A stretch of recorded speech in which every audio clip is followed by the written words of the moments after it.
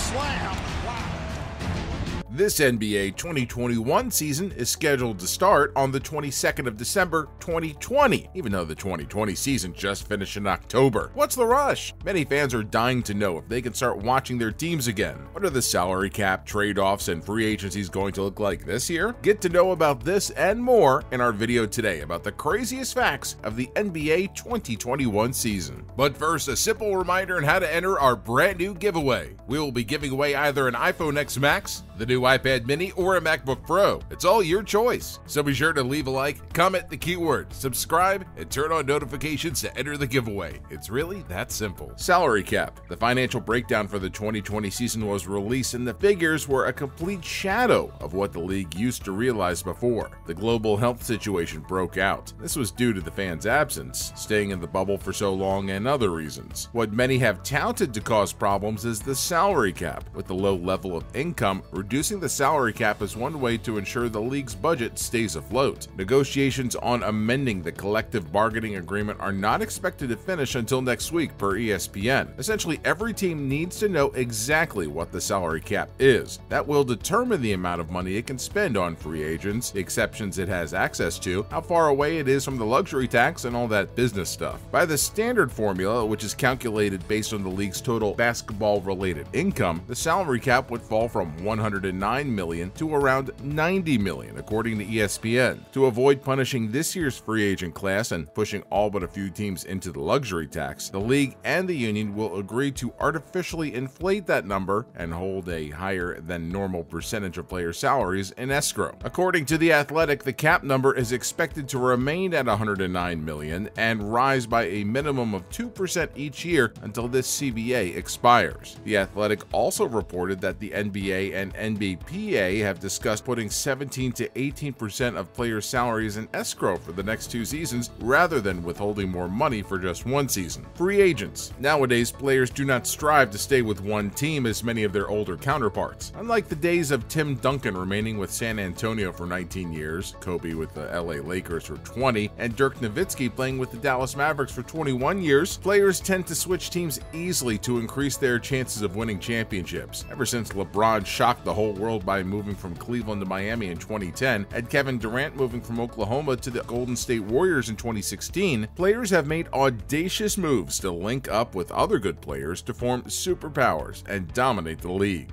Although this year's free agency is pale compared to last year's, we still have some good players with the option of free agency for this season. One such player is Kawhi Leonard. Leonard, who won 2 championships and 2 NBA Finals MVPs with the Raptors and San Antonio, can leave the LA Clippers as a free agent this offseason, although we see this as a long shot as Kawhi came to LA to be closer to his family. There's no better team to help with that than the Clippers. His teammate Paul George is also in the same shoes. After the Clippers fired experienced coach Doc Rivers, another attraction that drew Paul and Kawhi to LA, the team is currently fragmented and needs a little rebuild. After the loss to the Nuggets in the playoffs when they were already leading, it was apparent something had to give. They've promoted Rivers' assistant Tyronn Lue to the position of head coach, and so far, Paul and Kawhi seem to be showing no signs of leaving. But who knows? With other players like the 2018 Most Improved Player Victor Oladipo, Drew Holiday, and Rudy Gobert all having the option for free agency, we'll have to see how the final days of this offseason all pan out. The fans. Everyone's itching for the fans to be back in the stadiums. The players would miss the support. The fans themselves would miss watching the shots, tackles, and dribbles from courtside. Definitely Adam Silver would miss the money. So how will the new season be in terms of fan entry into the stadium? If it were realistic to fill arenas with human beings in March or April, the NBA presumably would have waited. Most NBA markets don't allow large indoor gatherings of more than a few hundred people, and nothing indicates that the global health situation will be under control in these places this winter. But there could be some fans in some arenas at some point, according to Silver. Quote, "As a league, ever since mid-March when we shut down, we have been intensively researching and testing all sorts of testing in the public sector and private sector," the commissioner told the San Francisco Chronicle. "There have been significant advancements in rapid testing since the onset of the global health situation. We're fairly optimistic that the market will generate more and better forms of faster testing. While his words show they've been contemplating bringing back fans into the stadiums, these new testing methods that they'll need for the fans might cost them a lot of money. So, are they willing to face the economic side of that commitment? Once again, we'll have to wait and see. Testing the players. If one thing is sure, it's that the players won't be playing the NBA 2021 season in a bubble. While this sounds better, it also increases the risks. This means the players have the liberty to go anywhere they want once they're off the court. This is a good time to add a reminder that the United States set a new record for daily cases, more than 121,000 for 2 consecutive days. This shows that the global health situation is still very much around, and the players are at an increased risk of contracting it once out of the bubble. The best way for the NBA to contain the spread is for all the people involved to act as if they were in a bubble. The Athletic reported that there would be daily testing, an obviously sensible policy based on the spread seen in sports that attempted to restart without it. The Athletic also reported that some star players, including Chris Paul and Russell Westbrook, said on an NBPA conference call Thursday that they wanted to see the protocols before signing off on the season. Westbrook is one of the many players who fell ill before the Orlando restart. From a health perspective, the bubble was a success. Early on, the league identified and isolated those who were infected, and once the games got going, there were no positive tests. Everyone on the inside traded personal freedom for an opportunity to complete the season. While the league can't offer such a sequestered, secure, and safe environment this time, the same fundamental trade-off will underpin the guidelines and regulations. Whatever the protocols are, they will only be effective if the players collectively buy in. This time, rules will be much easier to break and will be in place for much longer. The greatest danger isn't located in the arenas and practice facilities, but rather wherever the players go when they're not on the court. The AllStar Weekend.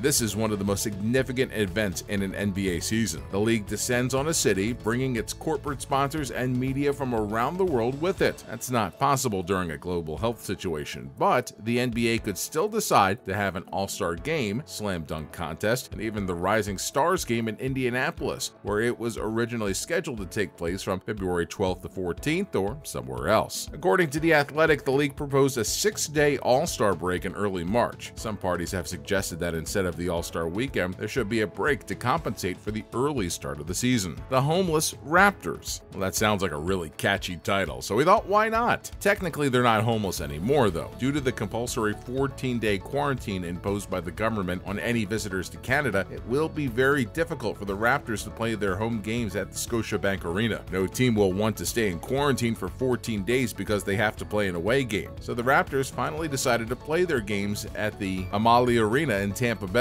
They will likely use the JW Marriott as their practice facility during their stay in Tampa. Oklahoma's new coach. After Billy Donovan left Oklahoma City's Thunder at the end of the season, people were quizzed about who would become the team's new coach. Even though they left it so late, they've promoted assistant Mark Daigneault to become the franchise's next head coach. His elevation to replace the departed Billy Donovan completes a rapid 6-year rise within the franchise, which included a 5-year run as the OKC Blues G League coach, where he finished with a winning percentage just over 57% and 3 division titles. Maybe they'll spring for a surprise and win the championship ring? Well, probably not. Players to watch out for. As the new NBA season is gradually approaching, we can't wait to see the players get back on the court and play ball. There are a few players we are itching to see in this new season. Let's see some of them now. Kevin Durant, Brooklyn Nets. Kevin coming back to the court after 18 months is going to be a real highlight of the season. Recuperating after an Achilles tendon injury, the history of people who have had this injury shows we might not see premium Kevin ever again. Plus, he's 32 years old now. Kevin Durant is the biggest question mark heading into the new season, and until we see him on a court, we truly don't know. We'd still love to see if he'll come back and blow us all away, though. Steph Curry, Golden State Warriors. Also coming back from an injury, Steph didn't show us much of the talent he's known for last season. This season, we expect all that to change. We all know Kevin Durant needs that one last MVP performance to truly cement his place among the all-time greats. 14 players, including him, have won the MVP award twice. However, only 8 have won it thrice. Achieving that feat will only add to his impressive portfolio. This brings us to the end of this video about the craziest facts for the NBA 2021 season. We hope you learned something about the upcoming season. Think we missed something? Let us know in the comment section below. See you next time.